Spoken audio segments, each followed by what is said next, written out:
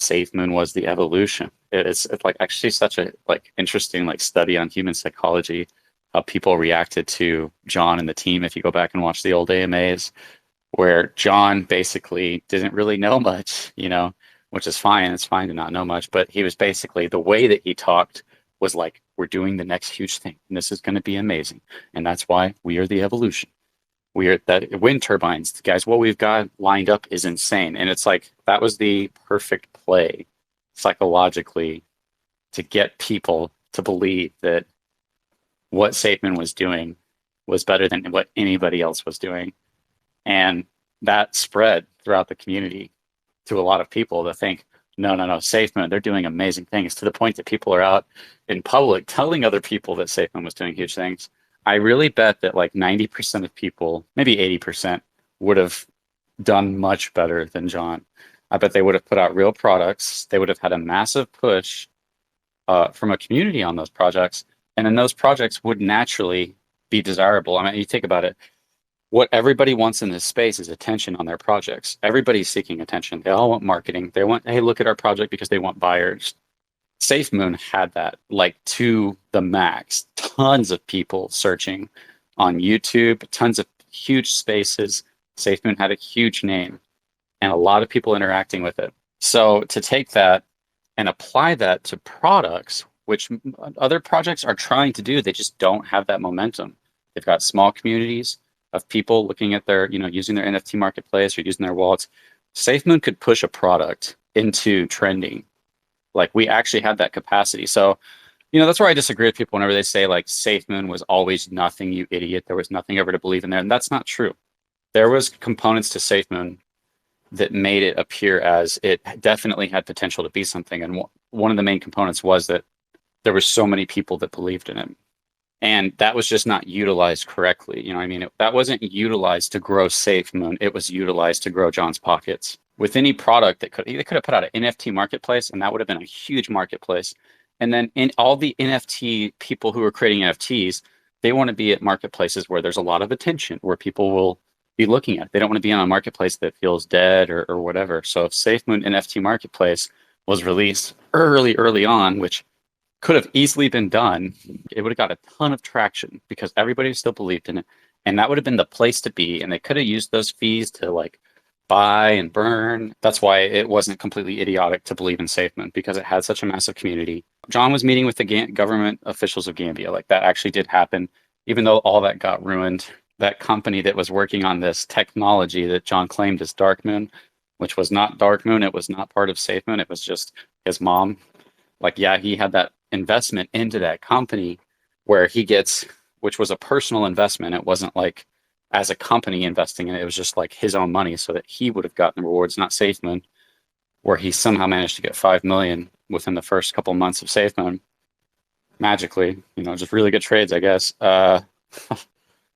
That technology actually could have been something huge for SafeMoon. That actually, from what I understand, that was what Maxis and myself, whenever I believed in SafeMoon, believed it to be. It had that kind of potential to it of like, oh, this actually is potentially world-changing, life-changing. If this does well, this could be technology that could be used around the world. And if these are the first people to do it and patent it, and it's going back to SafeMoon, then yeah, that there literally was a potential for something like we thought it was. But at that point, it still would have come down to like, is John Caroni going to actually give back to the investors or not? Is he going to, if he did do well, would he put the investors first, or would he line his own pockets? I personally believe that when people demonstrate to you what they'll do with a little, they demonstrate to you what they'll do with a lot. So John Caroni, they've never demonstrated to put the investors first. I've never seen the investors being put first, from the taking of the liquidity to the failed launch of products to the lying about people quitting. It's investors have always been last. And, it's like the same model that we see within like countries where the taxpayers are the ones taking the hit on everything. They're always put last. Like we pay for everything. And then the people at the top, they get all the money. They get to live lavish lifestyles. They get to make all the decisions. And then we have to suffer for their bad choices. So it's just like that model reoccurring in a smaller frame with Safemoon, which is like the whole point of what decentralization was supposed to be about. And then it ended up being like even more centralized in the aspect that John Crone controlled everything. And I don't think that you can just pull anybody off the street who's never been rich or who isn't extremely like morally responsible and put them in charge and give them that kind of power and that kind of attention and watch them not be corrupted to the core. I think most people would fail that, and possibly even myself. I mean, if I was put in charge of Safemoon, happened to just be having a gaming company, and then I reached out and somebody told, hey, we're doing this project, you want to jump in? I'm like, yeah, sure, but I get to be the CEO because you work for me. And then suddenly I had thousands to a million people worshiping me, saying I'm gonna take them to the moon, and the charts going off, and we're getting tons of stuff. And then I start taking the liquidity through a Bitmart deal, and I have $60 million in my bank account. You know what I mean? What kind of effect do you think that's going to psychologically have on a young guy who doesn't have a lot of experience in life just because they're young, and who's never seen that kind of money? That's probably going to corrupt them and produce an ego beyond what is fathomable. So I think that's exactly what happened with John. Is he got this insane ego where he had all these people worshiping him. He got to make all the decisions. He had himself. He had $60 million. I mean, money is power. You know, you can throw money at anything. You can sue anybody. You can buy anything. You can do whatever you want. And then everybody works for you, whether it be your family or people that you hire. They've got to submit to you because you hold their jobs over their head.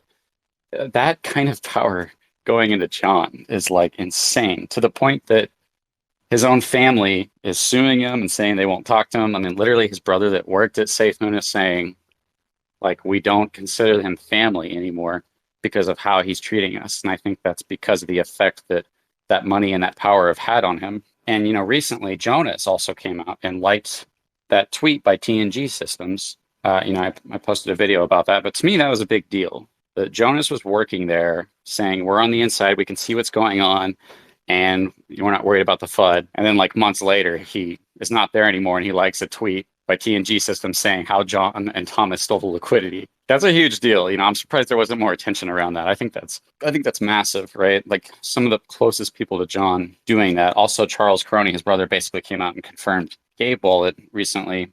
It was something that actually had real massive potential because of like the connections to this technology that Emulations Communications Group was working on, John's mom. And through a massive community, the potential to actually do something huge was there to create technology that would be being used like on the level of Binance. And it's funny because like I bet there is fudders that will think I'm an idiot for saying that, but I really do believe that. I mean, you had enough money, you had more money than what most companies have. Most of these projects have, and you just needed to put it in the right way. You needed to prioritize the investors first. John needed some level of accountability, but it seemed like he just gained enough power to just make everybody submit to him and to be able to threaten them. And we've seen with like Randolph and some of the other big maxis that are always defending Safemoon, they start just being like, okay, that's just too much. And that's all it takes is just this tiny point where you're like, this is bullshit. It might just be John charging a subscription fee on Twitter. It's so interesting to me that it's just like, it may not be the Gabe Wallet and CoffeeZilla putting out videos that get millions of views. And you're like, oh, that's all bullshit. CoffeeZilla doesn't know what he's talking about. It's all FUD. It might be John putting out a subscription button that makes you go, this is insane. Like with Safemoon Joe, or now known as Squid Grow Joe, it was all that information, you know, and me and Joe are cool, but all that information that came out, and he's attacking CoffeeZilla, right? It's like this bullcrap. He doesn't know what he's talking about. And then something happens with like an NFT project where basically they said that Safemoon told them that like, yes, we got your back. And then they started to get some backlash. And then they said, well, then Safemoon changed their minds and said that they don't want to support us anymore. And then that's the thing that caused Joe to be like, you know what? And that slight turning of like, wait a second, Safemoon it felt like they just betrayed us. And all it takes is that just tiny amount of turning to start to look at Safemoon with a different perspective. And like after you have that tiny amount of like realistic perspective of just questioning them realistically, everything starts to fall into place. And it's like, oh, they did take liquidity. They did lie about Thomas. He did lie about John. He is suing his mom. He did ruin Operation Phoenix. They haven't delivered on anything that they promised, and they promised multiple different things that keep failing over and over and over again.